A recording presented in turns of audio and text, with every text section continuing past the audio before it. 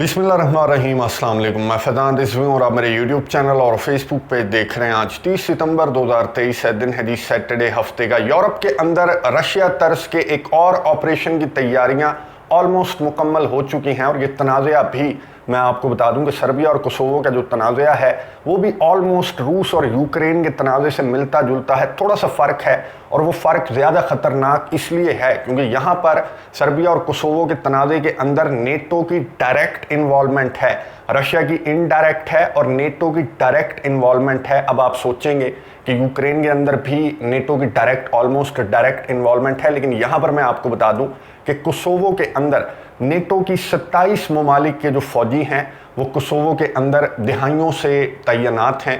इस वजह से ये तनाज़ा ज़्यादा ख़तरनाक हो जाता है अगर बात की जाए नेटो वर्सेस रशिया की। डिटेल के साथ बात करेंगे कि टेंशन्स इतनी ज़्यादा हाई हैं कि 2008 में जब कोसोवो को आज़ादी मिली थी तब से लेकर आज तक इतनी ज़्यादा टेंशन्स हाई नहीं हुई कि अमेरिका के जो तर्जमान हैं, वाइट हाउस के तर्जमान जॉन किर्बी, उन्होंने गुज़िश्ता रात वार्न किया सर्बिया को और जॉन किर्बी ने कहा कि हम मॉनिटर कर रहे हैं, हम देख रहे हैं, हमारे पास इंटेलिजेंस भी है और जो हरकतें आपकी सरहदों के ऊपर चल रही हैं उनको देखने के लिए इंटेलिजेंस की ज़रूरत नहीं है क्योंकि आप डायरेक्टली ये दिखा रहे हैं कि आप कोसोवो के अंदर एक ऑपरेशन की तैयारी कर रहे हैं। क्योंकि ना सिर्फ आपके फौजी बल्कि आपने अपना भारी असलहा, टैंक्स और आर्टिलरी भी पहुंचा दी है।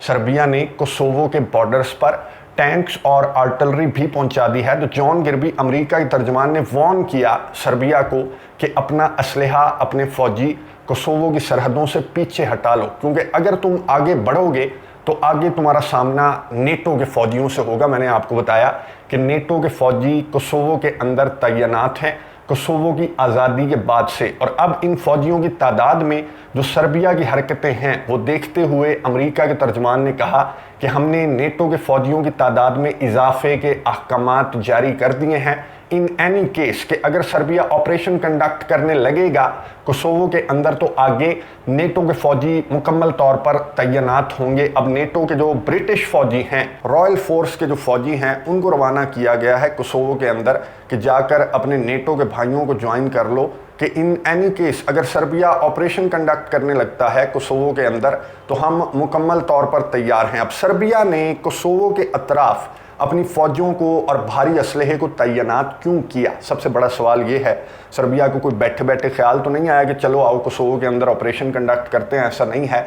बल्कि ये जो रीजन, इस पर डिटेल के साथ हमारी बात हो चुकी है कि इस रीजन के अंदर अक्सर टेंशन्स हाई रहती हैं। ये जो कोसोवो का रीजन है, जो नॉर्दर्न रीजन है, यहाँ पर टेंशन्स क्यों हाई रहती हैं? सर्बिया और कोसोवो का तनाज़ा क्या है, इसकी तारीख क्या है, इसकी डिटेल्स के अंदर मैं नहीं जाऊँगा। डिटेल के साथ हमारी बात हो चुकी है। वीडियो एंड स्क्रीन पर भी मैं दे दूंगा और कमेंट्स बॉक्स में भी पिन कर दूंगा। अगर आपने वो वीडियो नहीं देखी तो पहले इस वीडियो को स्टॉप करके पहले वो वीडियो देखिए ताकि आपको समझ आए कि ये तनाज़ा कितना ज़्यादा इंपॉर्टेंट है। और यहाँ पर जो इन्वॉल्वमेंट है नेटो और रशिया की, वो यूक्रेन और रशिया जंग से भी ज़्यादा ख़तरनाक हद तक यहाँ पर इन्वॉल्वमेंट है। भारत यहाँ पर इस रीजन के अंदर टेंशन्स दोबारा से हाई हो गई और सर्बिया ने इन टेंशन्स के पेश नज़र इन बॉर्डर्स के ऊपर अपनी फ़ौजों को तैनात किया। और टेंशन्स कोई ऐसी वैसी नहीं, बल्कि मैं आपको बता दूं कि जब से कोसोवो ने अपनी आज़ादी का ऐलान किया 2008 से लेकर आज तक ये बताया जा रहा है कि इतनी ज़्यादा टेंशन्स दोनों ममालिक के दरमियान कभी हाई नहीं हुई। मैं थोड़ा सा आपको स्क्रीन स्कैन करके बता दूं, डॉनबास का आपको मालूम है,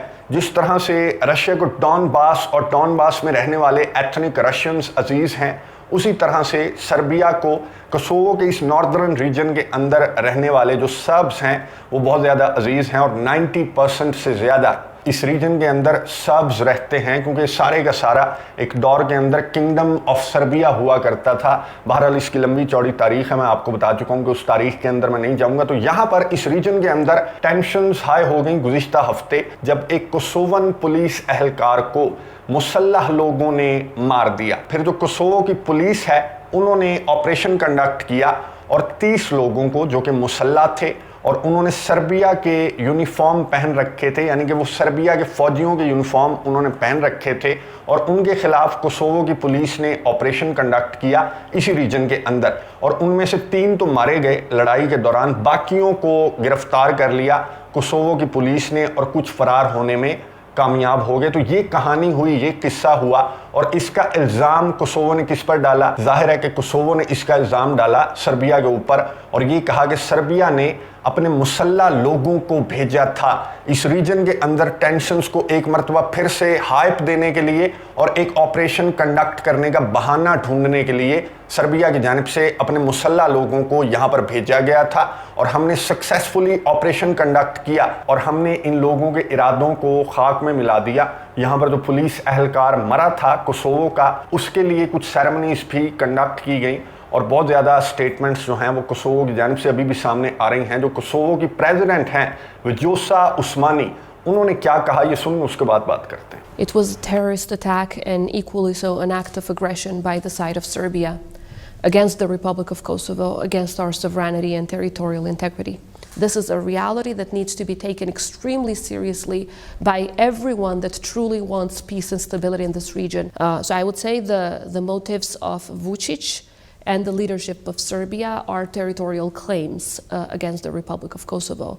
They are trying to carry out a Crimea model in the Republic of Kosovo, but we will absolutely not let that happen. गुफ्तगू आपने सुनी कोसोवो की प्रेसिडेंट वजोसा उस्मानी की। ये मुसलमान हैं। कोसोवो जो है वो मुस्लिम मेजॉरिटी कंट्री है जिसे पाकिस्तान समेत दुनिया के 100 से ज़्यादा ममालिक तस्लीम करते हैं, लेकिन रशिया और रशिया के जो इत्तेहादी हैं वो कोसोवो को तस्लीम नहीं करते एज अ कंट्री, लेकिन 100 से ज़्यादा जो ममालिक हैं वो कोसोवो को तस्लीम करते हैं, इंक्लूडिंग पाकिस्तान एंड अफ़गानिस्तान। तो ये जो विजोसा उस्मानी हैं, इन्होंने क्या कहा? इन्होंने कहा कि क्राइमिया तर्ज का ऑपरेशन कंडक्ट करने के ख्वाब देखना छोड़ दो, हम अपनी इलाकाई सालमियत को हर हाल में महफूज बनाएंगे। और ये जो हरकतें की गई, जो कुछ हुआ गुज़िश्ता हफ्ते, सर्बिया की बैकिंग थी, साफ नज़र आ रहा था। विजोसा उस्मानी ने कहा कि यूनिफॉर्म्स भी सर्बिया के थे और जो असलहा हमने पकड़ा इन 30 लोगों से वो भी सर्बिया का असलहा था और सर्बिया के अलावा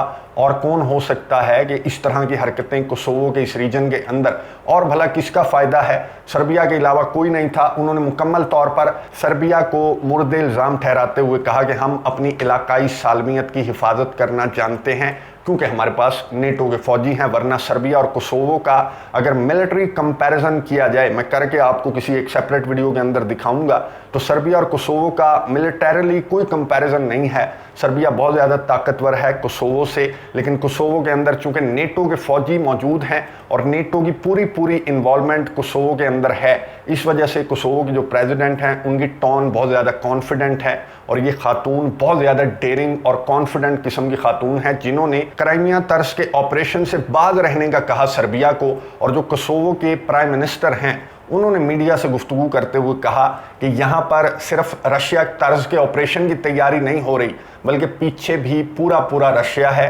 ये रशिया की प्लानिंग थी, ये प्री प्लान्ड गेम था और रशिया ने गो अहेड दिया है सर्बिया को और सर्बिया ने फिर ये हरकत जो है सर्बिया की जानिब से की गई है।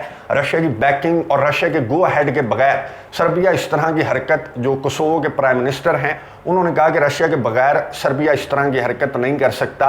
अब मैं आपको बता दूं कि अभी UNGA का जो 78वां सेशन था, इसमें सर्गे लैवरोव ने जब खिताब किया तो उस खिताब के दौरान सर्गे लैवरोव ने सर्बिया और कोसोवो के तनाज़े का जिक्र करते हुए कहा कि नेटो जब तक मौजूद है कोसोवो के अंदर, सर्बिया और कोसोवो के दरमियान कभी भी अमन नहीं हो सकता। सर्गे लैवरोव ने वजह ये बताई कि जब कोसोवो आज़ाद हुआ था तो ये जो नॉर्दर्न रीजन है इस पर इत्तफाक हो गया था कि इसे एक ऑटोनोमस रीजन डिक्लेयर कर दिया जाएगा, इसको एक स्पेशल स्टेटस दे दिया जाएगा क्योंकि यहाँ पर 90% से ज़्यादा सर्ब्स रहते हैं। लेकिन उस एग्रीमेंट पर सर्गे लैवरोव ने कहा कि कभी भी अमल दरामद नहीं हुआ और ना नेटो इस एग्रीमेंट पर अमल दरामद होने देगा। अगर इस एग्रीमेंट पर अमल दरामद हो गया तो फिर तो फड्डा ही ख़त्म हो जाएगा। इसलिए नेटो कभी भी इस इलाके को एक ऑटोनोमस रीजन डिक्लेयर नहीं करेगा, एक स्पेशल स्टेटस इस इलाके को नहीं देगा। सर्गे लैवरोव की जानिब से UNGA के सेशन से खिताब करते हुए ये बात की गई थी और यहाँ पर भी कोसोवो हो चाहे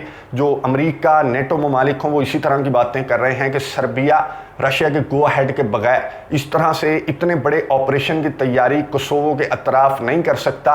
और फिर जॉन किर्बी ने वॉर्न किया सर्बिया को, जिनकी जानिब से ये मौक़िफ़ सामने आया। सर्बिया ने कहा कि सारी की सारी एथनिक क्लेंजिंग है, यहाँ पर जो सर्ब्स लोग हैं उनको मारने की तैयारियां की जा रही हैं। हालांकि जो सर्बिया के प्रेसिडेंट हैं उन्होंने गुफ्तगू करते हुए कहा कि ये जो मुसल्ला अफराद थे, इनको यूनिफॉर्म कहाँ से मिला, इनको असलहा कहाँ से मिला, पूरे का पूरा एक ड्रामा था और इन्होंने हथियार भी डाल दिए थे, लेकिन इनको फिर भी मार दिया गया। 3 को जो है हथियार डालने के बावजूद मार दिया गया। और ये एथनिक क्लेंजिंग हो रही है, नस्ल कुशी हो रही है सर्ब्स लोगों की इस रीजन के अंदर, ताकि सर्ब्स लोगों का नामो निशान यहाँ से ख़त्म कर दिया जाए और पूरे का पूरा कोसोवो जो है वो आज़ाद हो जाए। सर्बिया कोसोवो को अभी तक तस्लीम नहीं करता और अपना एक सूबा मानता है सर्बिया। और ये सेम उसी तरह के कंसर्न्स हैं, आपको समझ आ रही होगी जिस तरह के कंसर्न्स रशिया के क्राइमिया को या फिर डॉनबास को लेकर जिस तरह के कंसर्न्स रशिया के रहे, और इसी तरह के कंसर्न्स अब सर्बिया के इस नॉर्दर्न रीजन को लेकर हैं।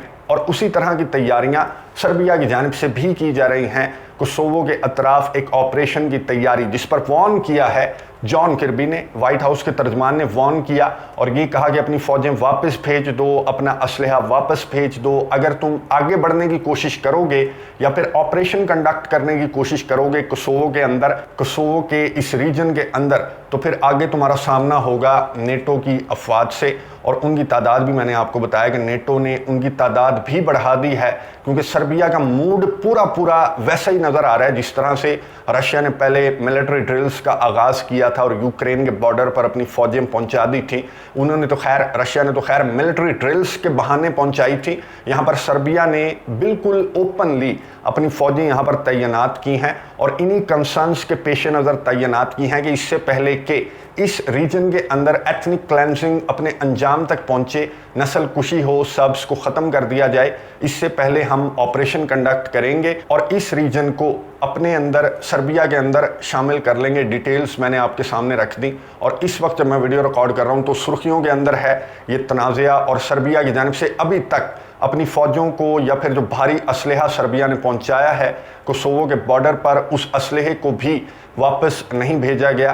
बातचीत की कोशिशें की जा रही हैं। रशिया का अभी तक रद्द-ए-अमल सामने नहीं आया। जिस तरह से रशिया पर इल्ज़ामात आयद किए जा रहे हैं कोसोवो की जानिब से और नेटो कंट्रीज़ की जानिब से, उस पर यूं ही रशिया का रद्द-ए-अमल सामने आता है तो नेक्स्ट वीडियो के अंदर रूस और यूक्रेन के तनाज़े पर जब बात करेंगे तो तब तक अगर रद्द-ए-अमल रशिया के सामने आ चुका हुआ तो वो भी आपके सामने रख दूंगा। अगली वीडियो तक के लिए इजाज़त दीजिए। अल्लाह हाफ़िज़।